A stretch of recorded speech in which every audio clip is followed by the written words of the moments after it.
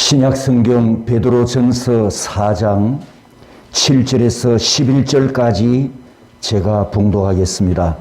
만물의 마지막이 가까이 왔으니 그러므로 너희는 정신을 차리고 근신하여 기도하라. 무엇보다도 뜨겁게 서로 사랑할지니 사랑은 허다한 죄를 덮느니라.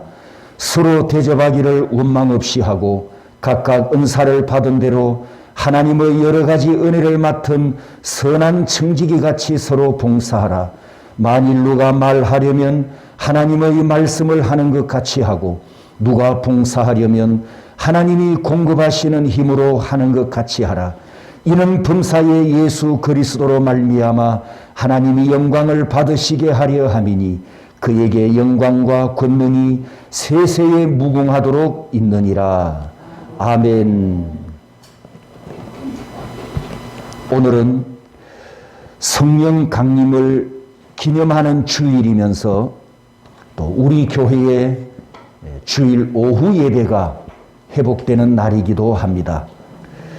약 2년 동안 팬데믹으로 중단되었던 오후 예배가 회복이 되고 또 식사 친교도 회복되었으니 하나님 은혜가 참 감사합니다. 지난 주일 우리가 첫 점심 식사를 했는데 화기애애한 분위기를 보면서 성도들이 밥상에 둘러앉아서 사랑의 친교를 나누고 웃고 대화하고 기뻐하는 그 모습을 보면서 이 모습이 건강한 교회이다.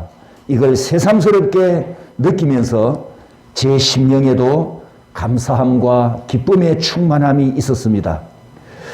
그리고 하나님의 은혜가 또 감사한 것은 팬데믹으로 고통을 받으면서 우리 교회는 천국 가신 성도가 한 분도 없다는 거예요. 다른 교회는 참 많습니다. 그 일이 참 감사하고요. 또 예수 그리스도 밖으로 떨어져 나간 성도가 한 분도 없었다는 이 사실도 하나님께 참 감사한 일입니다. 모든 성도들이 긴 터널을 빠져나오듯이 기도하고 인내하고 서로 격려하면서 우리가 함께 고난과 이 고통을 견뎌왔습니다. 특히 나이 많으신 분들은 입맛이 떨어져서 식사를 잘 못하시는 분들도 계셨는데 어떤 분은 음식과 반찬을 손수 만들어서 나누어주는 그런 성김도 있었고 매 주일마다 여러분 봉다리 점심 드셨죠? 매 주일마다 이 봉다리 점심을 만드느라고 고심을 많이 하면서 잠을 봐오고 운반하고 포장하는 수고를 한 분도 있습니다. 이 모든 고통을 우리가 다 통과하고 예배와 친교와 전도가 다시 회복되어야 하는 이 시점에 오늘 우리가 마침 성령 강림절을 보내면서 고난을 이기게 하신 성령님 이 제목으로 우리가 다 함께 은혜 받기를 원합니다. 오늘 본문의 배경이 되는 시대는 우리가 잘 알고 있는 것처럼 로마 시대 환난과 핍박을 받고 있던 때입니다. 그때 성도들은 우리가 지난 2년 동안 팬데믹으로 고통을 받은 것보다 비교할 수 없는 훨씬 더 큰 고난과 더 큰 고통을 겪었다는 역사적 사실을 우리가 이미 알고 있습니다. 베드로전서 1장 1절에 보면 지명이 몇 개 나옵니다. 본도, 갈라디아, 갑바도기아, 아시아와 비두니아에 따라서 합니다. 흩어진 나그네. 흩어진 나그네. 왜 흩어졌다고요? 무엇 때문에?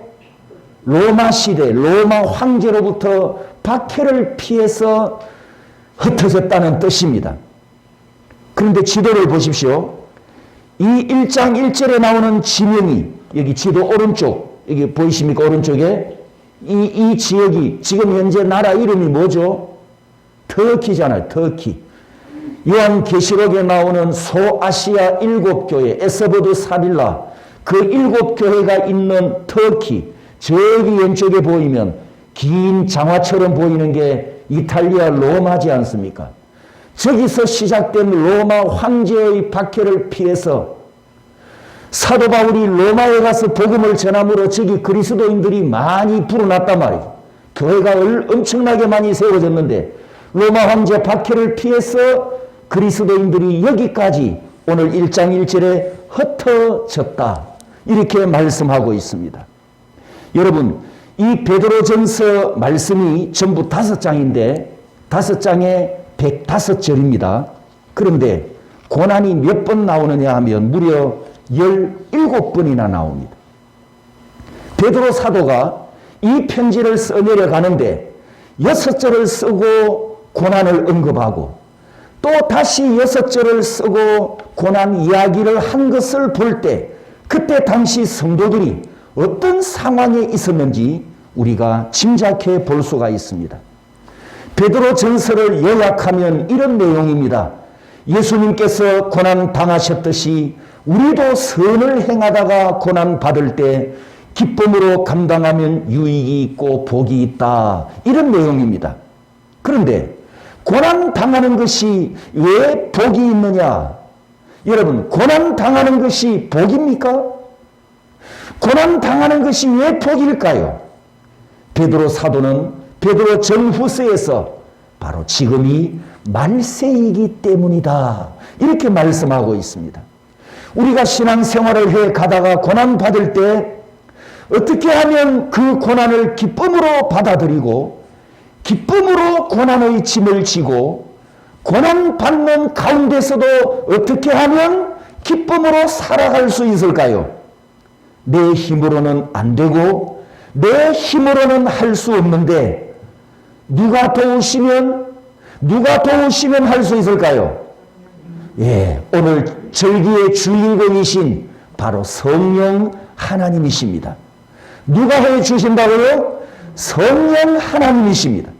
자, 한번 따라서 합니다. 고난을 이기게 하신 성령님. 이기게 하심. 여러분, 사실은 하심은 이렇게 미완료로 해야 되거든요. 왜? 우리가 아직 천국에 못 갔기 때문에. 아직도 영적 전쟁 중이기 때문에 이기게 하심은 미완료로 해야 되는데 왜 제가 이미 완료형으로 하심, 이기게 하심, 완료형으로 표현을 했느냐 하면 바로 우리의 믿음을 담아서 내 믿음을 담아서 고백하기 위해 이기게 하신 성령님, 이렇게 제가 제목을 잡았음을 유의하시기 바랍니다. 성령님이 함께 하시기 때문에 고난을 받을 때에도 기뻐할 수 있습니다. 성령님이 도우시기 때문에 고난을 받아도 패배하지 않고 이 마지막 시대 말세에 승리할 줄 믿습니다. 오늘 강대상 옆에 아름답게 꼽혀있는 꽃을 좀 보셨나요? 어떤 특징이 보입니까? 어떤 특징이 보입니까? 예, 비둘기가 있고 불같이 임하시는 붉은 색깔이 있고 또 뭐가 보이나요? 특징이? 특징. 예? 예, 성령인데 이제 비둘기가 위에 성령을 상징하는 비둘기가 있고 여기 뒤에 보시면 이게 무슨 꽃이죠? 백화? 예? 장미. 장미꽃이 지금 뒤에 꼽혀 있습니다. 뒤에. 이게 좀 이상하지 않습니까? 이게 돌려놓든지 장미꽃이 앞으로 가야 되는데 그래서 플로리스트가 제게 이 설명을 해줍니다. 뭐라고 설명하냐 하면 이 장미꽃이 하얀 장미꽃이 우리 성도들을 상징하는데 항상 성령님을 앞세우고 뒤따라가야지 우리가 성령 하나님보다 앞서가면 안 됩니다. 이런 뜻으로 뒤에다 꼽았다고 그래요. 그 플로리스트 영성이 대단하시죠, 그죠? 예, 아멘 하신 분은 커피를 한 잔 대접받을 자격이 됩니다. 우리가 지금 팬데믹이 끝나면서 교회에 봉사할 일이 갑자기 많아졌습니다. 오늘 주보에 보시면 점심 한 끼를 위해서 봉사하는 손들이 참 많습니다. 여기 또 해놓고 나오니까 빠진 게 있더라고요. 권사님들이 주일마다 집에서 반찬을 한 가지씩 만들어 오기로 했다는데 모두 누군지 제가 그 명단을 못 받아가지고 이름을 제가 올리지도 못했고 또 잊어버리기도 했습니다. 이 외에도 반찬을 만들어 오시는 권사님들이 계신다는 것도 여러분이 기억해 주십시오. 예배만 끝나면 땡 하고 우리가 바로 귀가하고 헤어졌었는데 이제 오늘부터는 오후 예배 시간까지 머물면서 교제도 나누고 몸으로 봉사도 해야 되고 또 스스로 할 일도 찾고 또 준비가 되면 오늘 우리가 찬양도 불렀습니다만 우리가 다시 준비가 되면 전도 대상자를 찾아서 예배당 바깥으로 나가는 열심도 내어야 합니다. 이때 누가 도우신다고요? 2000년 전에 임재하셨던 성령 하나님께서 이미 내 안에 계시기 때문에 그분을 앞장 세우고 우리는 뒤따라가고 우리는 순종하고 우리는 인도하시는 대로 따라가고 동행하면 오늘 제목 말씀처럼 이길 줄 믿습니다. 저도 할 일이 늘어났습니다. 2년 동안 일주일에 2편의 설교만 했는데 일주일에 딱 2편 설교를 준비해 보니까 2번의 맛있는 음식을 준비하는데 딱 맞는 시간이더라고요. 그런데 이제 오늘부터는 밥을 한 끼 더 만들어야 됩니다. 3끼를 만들어야 되는데 지난 한 주간 동안에 압박감이 제법 컸습니다. 한 번의 설교가 2년 만에 다시 늘어났는데 여러분이 느끼실지 모르겠지만 저는 뻔뻔한 설교를 뻔뻔하게 잘 못한다 아닙니까? 그래서 안 뻔뻔한 설교를 준비해야 되기 때문에 그만큼 준비하는 시간이 많이 들어간다는 거죠. 또 우리 중고등부 자녀들이 어떻게 하면 하나님의 이 말씀을 쉽게 이해하고 쉽게 깨닫고 믿음에 도움이 될까? 이런 관심을 또 중요함을 제가 늘 의식하고 있고 신앙생활의 초보인 분들도 이 설교를 듣고 하나님의 말씀을 이해하고 깨닫고 믿어야 하니까 제가 그렇게 준비를 해야 되고 또 한 가지는 이 주일 예배에 제일 멀리서 오시는 분 모자가 있는데 여러분 거기서 우리 예배당까지 왕복 거리가 100km나 됩니다. 왕복 100km에 왕복 2시간을 운전해서 예배에 참여하는데 맛있는 말씀을 먹여서 귀가시켜야 하니까 저는 더 부담감을 가지고 말씀을 준비해야 된단 말입니다. 하지만 설교자인 저에게도 제 안에 계시는 성령 하나님께서 힘주시고 도와주시고 말씀이 선포될 때 역사하시며 그리고 말씀을 듣는 여러분에게도 은혜로운 역사를 해 주실 줄 믿습니다. 성도 여러분, 성령께서 도우시고 성령께서 함께 하시기 때문에 우리가 봉사하고 충성할 때 오늘 베드로 사도의 권면처럼 이렇게 해야 합니다. 첫 번째는 베드로전서 4장 9절과 10절에 선한 청지기같이 서로 봉사하라. 9절 말씀에 대접하기를 원망 없이 하라. 이렇게 권면합니다. 여러분 여기서 대접하는 것은 식사 한 끼 하는 정도가 아닙니다. 당시 로마 시대 성도들의 환경에서 9절을 생각해 보십시오. 핍박과 박해를 피해 성도들이 흩어져서 신분을 감추고 숨어서 살고 있습니다. 가정을 멀리 떠났습니다. 가족들을 남겨두고 멀리 떠나 있습니다. 직장에서 쫓겨났습니다. 직업을 포기했습니다. 그리고 낯선 곳에 가서 나그네로 살아가는데 이런 상황에서 의식주를 해결하기가 쉽지 않잖아요.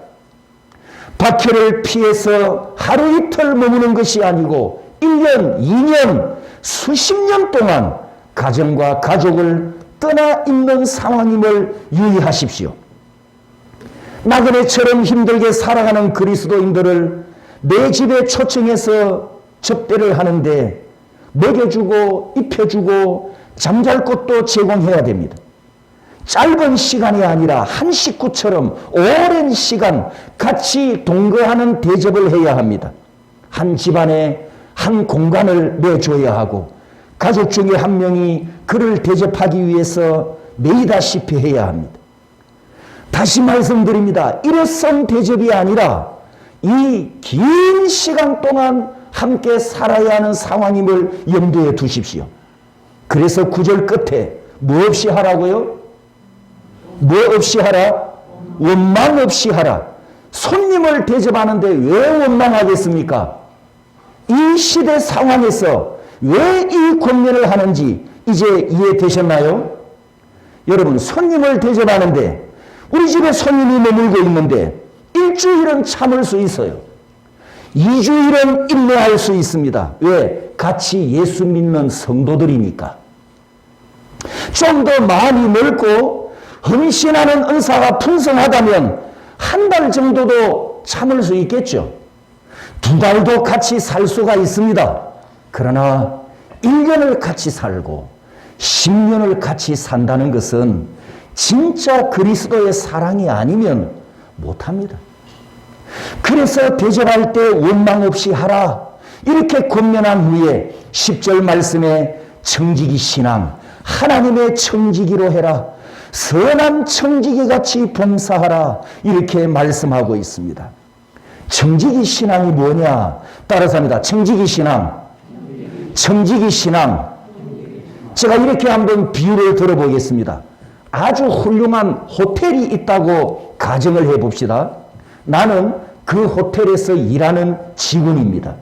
그리고 호텔을 경영하는 분은 위대한 회장님이십니다.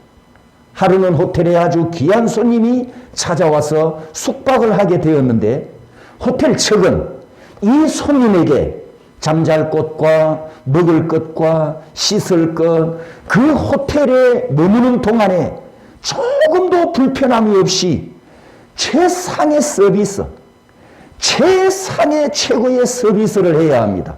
이 일을 누가 한다고요? 회장이 하는 게 아니고 누가 하죠? 내가, 직원인 내가 한단 말이에요. 직원인 내가. 이때 일하는 직원인 나는 누구 것으로 서비스합니까? 손님에게. 내 것으로 하는 게 아니고 누구 것으로? 그렇죠. 회장님의 것으로. 주인이니까. 나는 직원일 뿐인데 내 것으로 서비스하는 것이 아니고 회장님의 것으로 손님을 접대합니다. 그런데 마치 내 것으로 하는 것처럼 손님에게 생색을 낸다든지 손님에게 따진다든지 그랬다가 손님이 이 호텔은 직원의 서비스가 형편없다 이렇게 불평하면 나는 어떻게 되죠? 해고당할 수도 있단 말이죠. 직원은 손님에게 주인의 것을 가지고 최상의 서비스를 하는 것이 자기 본분이고 자기 사명입니다. 성도 여러분, 내가 봉사하고 내가 충성하고 내가 헌신하고 내가 희생할 때 누구 것으로 한다고요? 내 것이 아니고 하 회장님, 따라서 합니다. 하 회장님, 하나님께서 우리에게 주신 것, 하나님께서 나에게 주신 것, 하 회장님 것으로 우리는 감사함으로 헌신하고 봉사합니다. 바로 이것이 청지기 신앙입니다. 우리는 하 회장님의 것으로 잠시 맡아서 그분이 나에게 맡겨주신 것을 가지고 봉사할 뿐입니다. 우리가 이 신앙을 가지면 기쁨으로 섬길 수 있고 즐거움으로 헌신할 수 있고 얼마든지 희생할 수가 있습니다. 우리 교회가 다시 모이기를 힘쓰고 모여서 친교를 나누며 먹고 마실 때 성도 한 분 한 분이 청지기 신앙으로 사랑하고 청지기 신앙으로 섬길 때 우리 모임 중에 임재하신 성령께서 더 충만하게 역사해 주실 줄 믿습니다. 두 번째는 11절 말씀에 보면 하나님의 말씀으로 하나님의 힘으로 하는 것 같이 하라. 이 11절은 9절과 10절을 좀 더 자세하게 설명하는 말씀인데 첫 번째, 하나님의 말씀을 하는 것 같이 하라 그랬습니다. 여기서 하나님의 말씀이란 창세기를 생각해 보시면 됩니다. 하나님께서 천지를 말씀으로 만들었습니다. 하나님께서 입으로 뱉으신 말씀, 그 말씀대로 세상이 만들어졌습니다.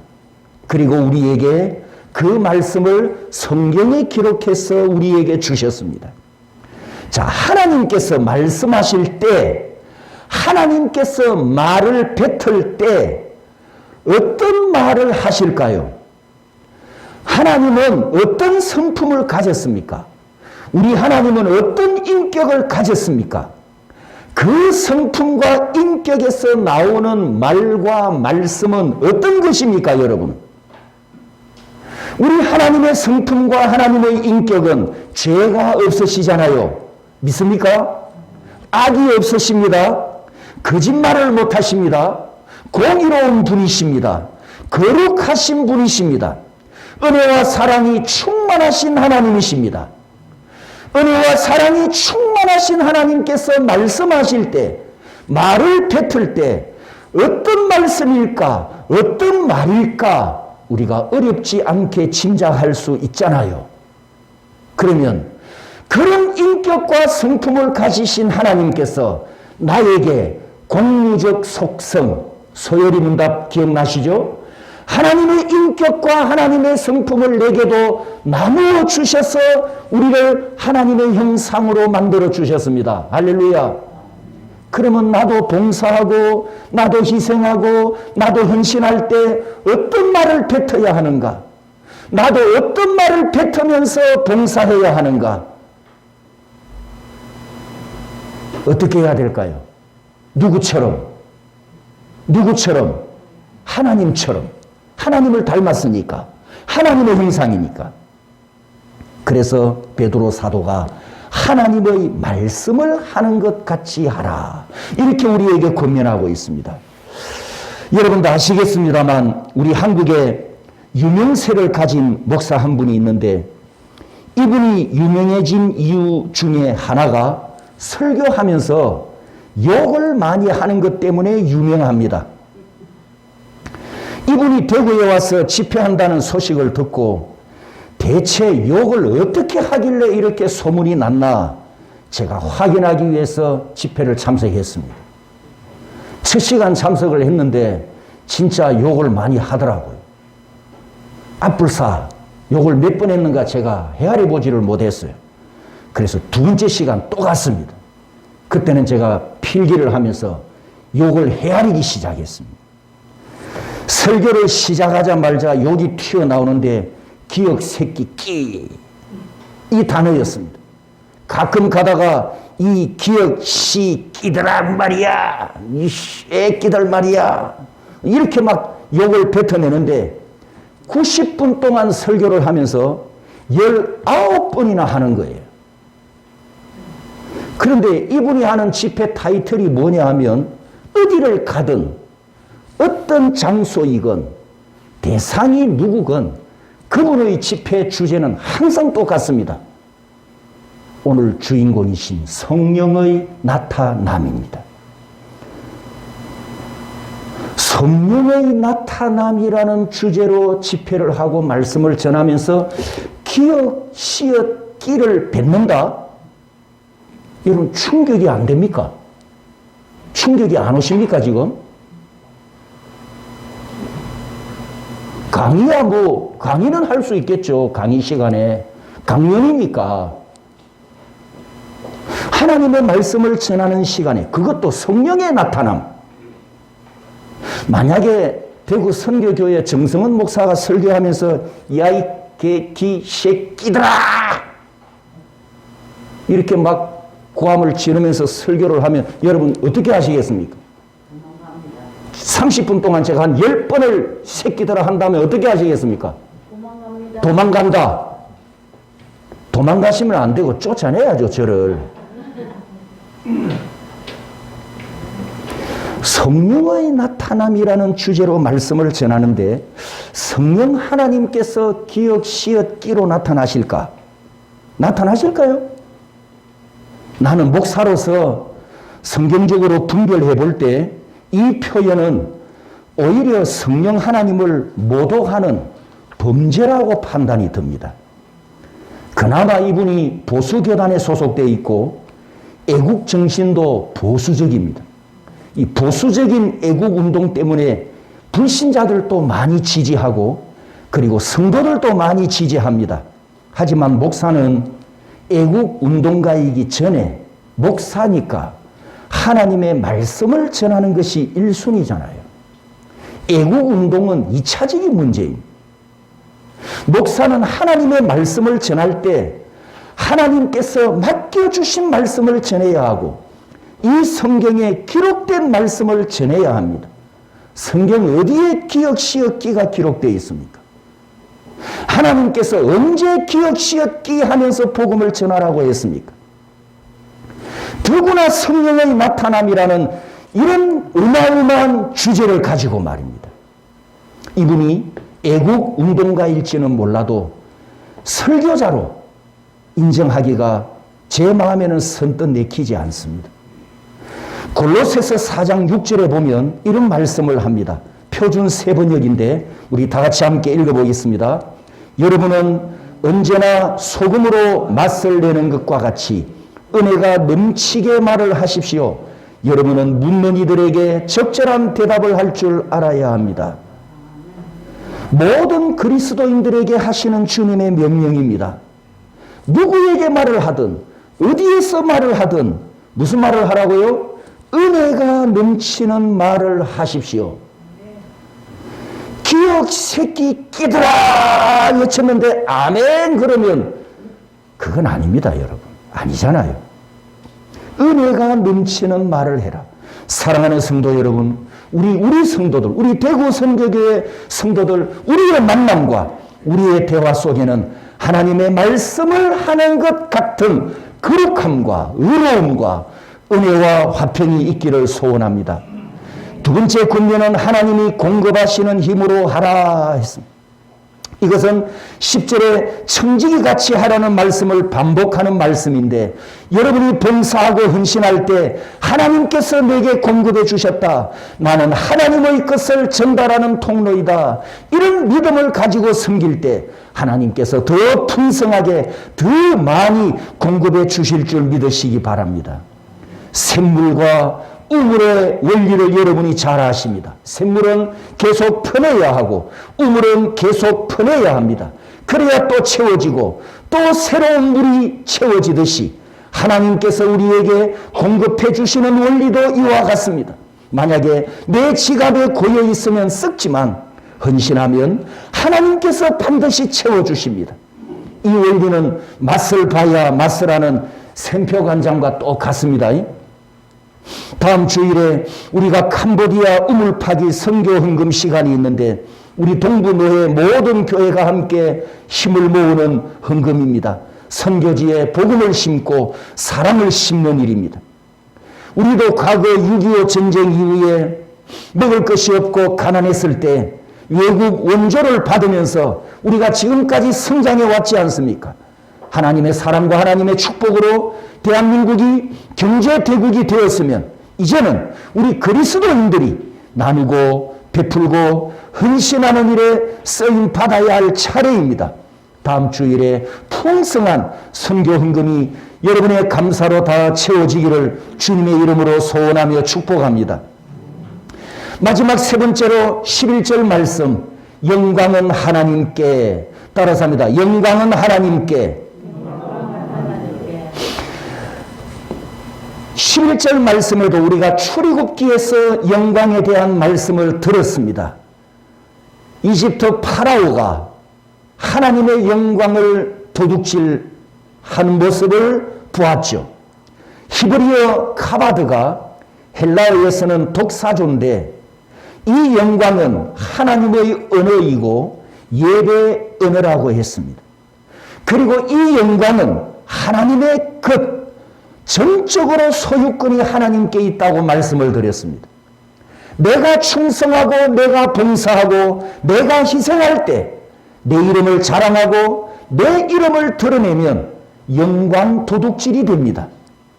내가 했는데 나 때문인데 내 것인데 여러분 나라고 하는 단어가 주가 되는 순간 영광 도둑질이 됩니다. 나라는 존재가 주가 되는 순간 하나님의 자리를 차지하는 악이 됩니다. 그러므로 반드시 나는 없어지고 나는 사라지고 오직 하나님의 영광을 앞세우는 우리 모든 성도들 봉사자들이 되시기를 주님의 이름으로 축복합니다. 결론을 내리겠습니다. 8절 말씀 우리 다 같이 읽습니다. 시작. 무엇보다도 뜨겁게 서로 사랑할지니 사랑은 허다한 죄를 덮느니라. 팬데믹 때문에 사람과 사람의 사이 거리가 많이 멀어졌었습니다. 관공서나 사람이 많이 모이는 이런 장소에 들어가면 사람이 피해서 내가 들어가는데도 이 피해서 빙 돌아가는 이런 경험, 여러분 초창기에 그런 경험을 하면서 어떤 느낌이 들었습니까? 굉장히 기분 나쁘더라고요. 나는 그러지 않았어요. 나는 사람을 피해가지 않았는데 저는 뭐 처음 보는 사람도 그냥 믿음으로 악수를 하려고 손을 내밀었는데 그 사람은 내가 부담스러운지 주먹을 치거나 팔로 치거나 악수를 거부하더라고요. 아무튼 초창기에 여러분이 다 이런 느낌을 느끼셨을 거예요. 사람을 만나면 멀찍이 피해가는 이런 행동도 했었단 말이죠. 그러면서 우리 교회 안에 성도들끼리도 끼리끼리가 와해되면서 서먹해지거나 혹은 사랑이 식어졌다면 오늘 성령 강림 기념 주일에 우리에게 사랑의 은사를 부어주시는 성령 하나님께서 역사하심으로 다시 우리 교회에 뜨거운 사랑으로 충만해지기를 소원합니다. 오늘 본문의 베드로 사도가 권면합니다. 뜨겁게 서로 사랑해라. 뜨겁게 서로 사랑해라. 여러분 이 뜨겁게라는 단어 에크테네스가 놀랍게도 신약 성경에 딱 두 번만 기록되었어요. 제가 이 사실을 발견하면서 약간 놀라기도 했습니다.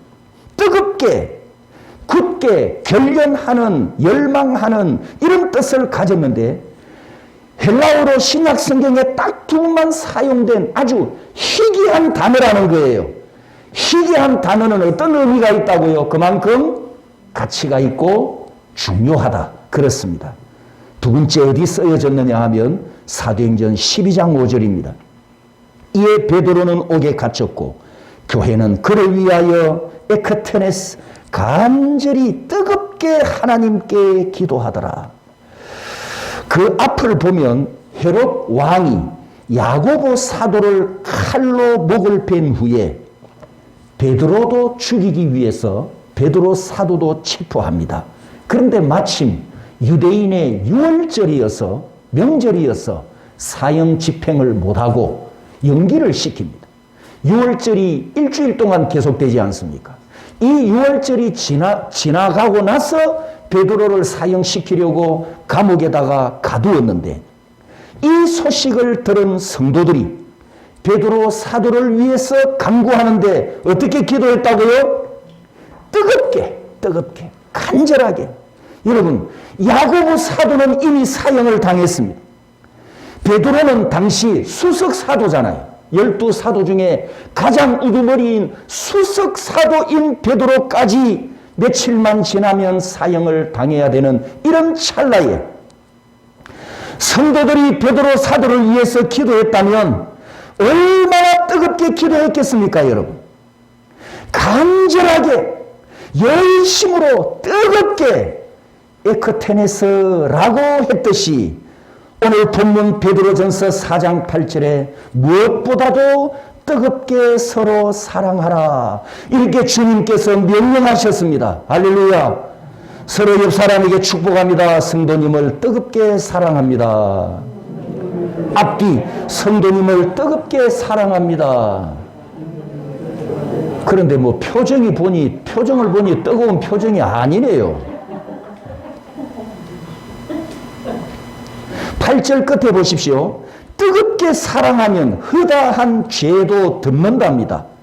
실수했더라도 사랑으로 덮고 실패했더라도 사랑으로 덮고 당신이 왜 그렇게 했느냐고 비판하지 않고 정죄하지 않고 예수 그리스도의 사랑이 충만하여 더 뜨거운 사랑으로 지체를 사랑하며 예수 그리스도 안에서 한 성령으로 하나 되어가는 우리 대구 선교교회가 되기를 소원합니다.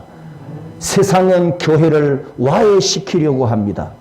사단은 귀에만 있으면 교회를 무너뜨리려고 합니다. 이간의 영은 우리 성도들의 하나됨과 사랑의 교제를 갈라놓으려고 합니다. 그러나 성령은 하나 되게 하시는 영이기 때문에 우리가 성령 충만하면 흔들림 없이 하나됨을 더 뜨겁게 이루어 갈 줄 믿습니다. 성령 충만하면 멀어졌던 관계도 더 가까워지고, 성령 충만하면 모이기를 힘쓰게 되고, 성도 여러분, 오늘은 하나 되게 하시는 성령 하나님께서 내 안에 내주하심을 기념하고 감사하는 주일이지 않습니까? 우리 모든 성도들이 성령 충만하여 뜨겁게 사랑함으로 하나님께 영광 올려드리는 좋은 우리 교회, 좋은 우리 성도들이 되시기를 주님의 이름으로 축복합니다.